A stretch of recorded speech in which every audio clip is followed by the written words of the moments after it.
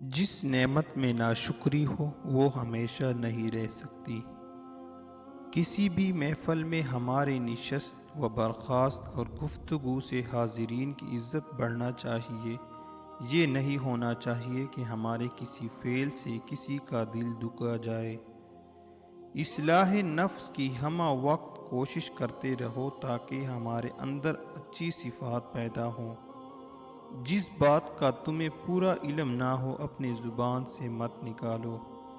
जिस कदर मुमकिन हो लोगों के हुजूम से बचो। इस तरह तुम्हारा दिल सलामत रहेगा, नफ्स पाकीज़ा रहेगा और जिस्म को आराम मिलेगा।